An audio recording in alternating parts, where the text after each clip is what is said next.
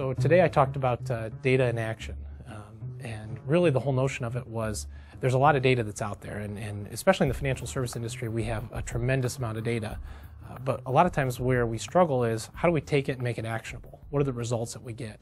And it's one thing to throw things on a whiteboard or on a chalkboard and come up with all crazy ideas, but it's another to actually take that and make it relevant and make it actionable and see those results. So it was on how you do that and some of the notions behind it. Big data, I think, is a great concept.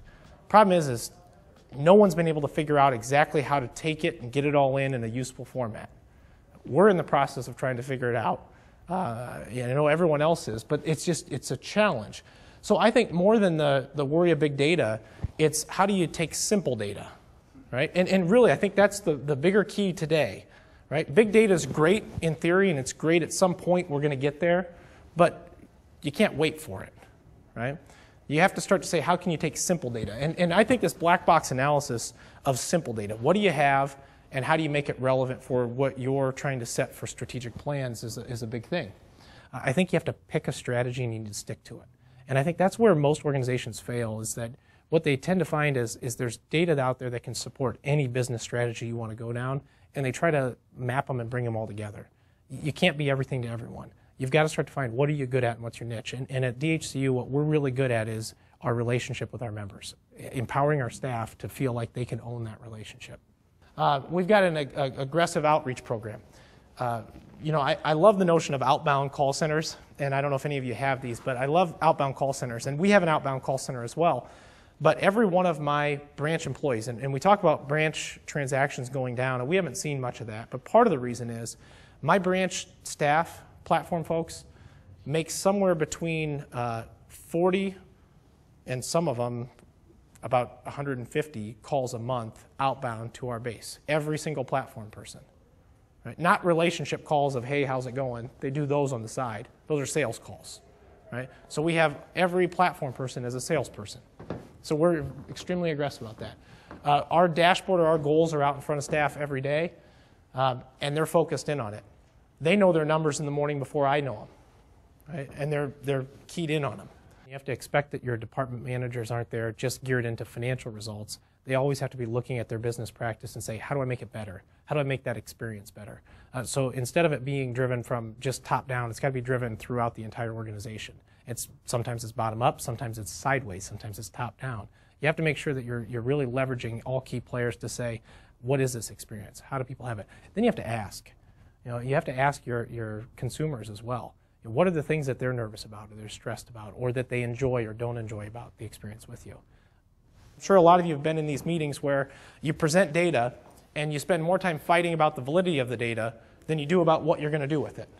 Right? And that's something that we've tried to change at DCHU is I don't want to get into meetings and talk about data. I want to talk about actions. Right?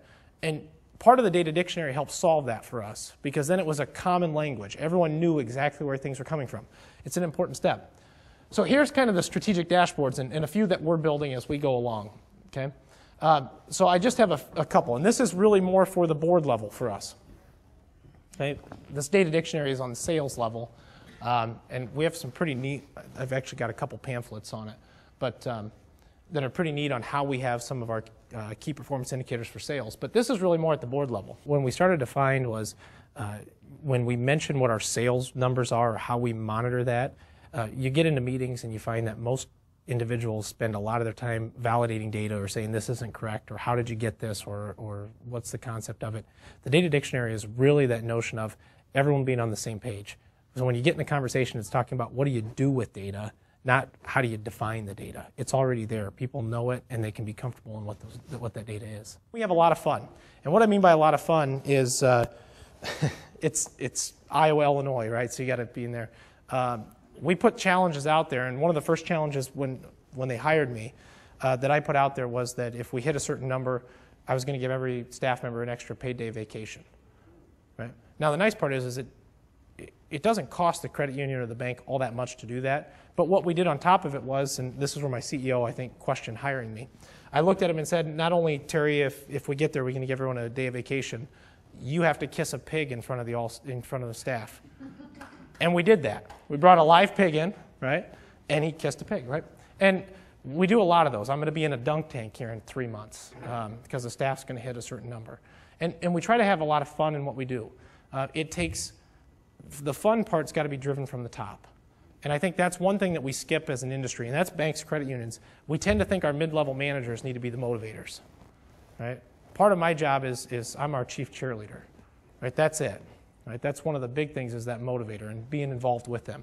And we have a lot of fun with it.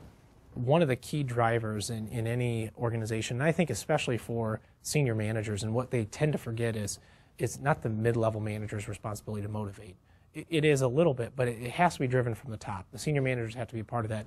And to me, humor has always been a big part of it. It lightens the mood. It allows people to focus in and have fun in what they do. And our folks spend a lot of time at work. There's a lot of hours at the office. There's a lot of commitment that's there. If you're not enjoying it, then find something else to do.